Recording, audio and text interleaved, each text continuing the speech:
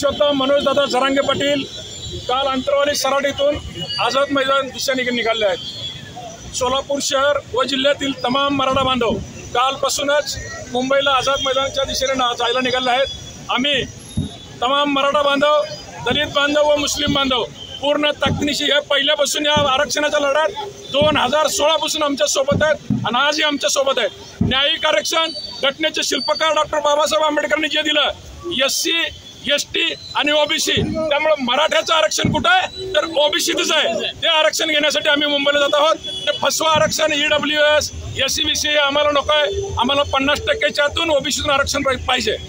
मुंबईला का जायचं? मुंबई हे आंतरराष्ट्रीय शहर आहे, भारताची आर्थिक राजधानी आहे। त्या राजधानीकडे गेला तर आंतरराष्ट्रीय सगळा मीडिया एकवटला जातो। कारण का? हे सरकार बहिरा झालंय। एवढे वर्ष झालं आंदोलन चालू आहे, हे सरकार दखल घेत नाही। त्यामुळे पूर्ण ताकदीने आम्ही मुंबईला जात आहोत। मागच्या वेळेस मुंबईला गेलो, सरकारने विनंती केली की अधिसूचना 15 दिवसात करतो आणि समाजाला न्याय देतो। या सरकारनं 2 वर्ष झालं फसवलंय। त्याचा जाब विचारायला तमाम मराठा बांधव, दलित बांधव, मुस्लिम बांधव मुंबईच्या दिशेने जात आहोत। आणि महत्वाचं सांगायचं म्हणजे आता इथं जे आलेले आहेत सर्व बांधव यांनी सांगितलंय, जोपर्यंत आरक्षण मिळणार नाही तोपर्यंत पूर्ण ताकदीनिशी आम्ही तुमच्या सोबत आहोत। आणि मराठा बांधवांनो, आरक्षण मिळाल्याशिवाय माघारी यायचं का?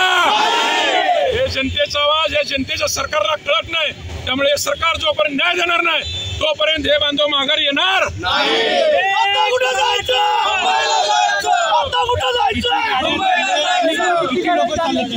टू व्हीलर, 4 व्हीलर, ट्रॅक्टर, पाण्याचे टँकर, ॲम्ब्युलन्स या ताफ्यासहित आम्ही निघालो आहोत। जवळपास कालपासून आजपासून जरांगे पाटलांच्या ताफ्यात काल दुपारी पोलिसांचा आकडा 46,000 गाड्या होत्या। अजून कोकण, पश्चिम महाराष्ट्र, खानदेश, मुंबई या भागातनं पूर्ण मोठ्या प्रमाणात आज पुणे आणि मुंबई आज दिवसभर बघाल त्या समुद्राला हा मराठ्यांचा समुद्र भेटायला जात आहे। सरकारने तातडीने निर्णय घ्यावा व मराठ्यांना न्याय द्यावा। पुढील होणाऱ्या परिस्थितीत हे सरकार जबाबदार राहील। कारण आम्ही काय अचानक निघालो नाही। 4 महिने संघर्ष होता। मनोजदादांनी यांना कल्पना दिली होती आणि सरकार तरी एक कारण करते, आता मंत्र्याला पाठवते, आता PA ला पाठवते।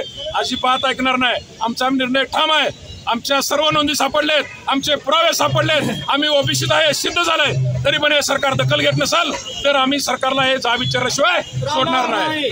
ओके।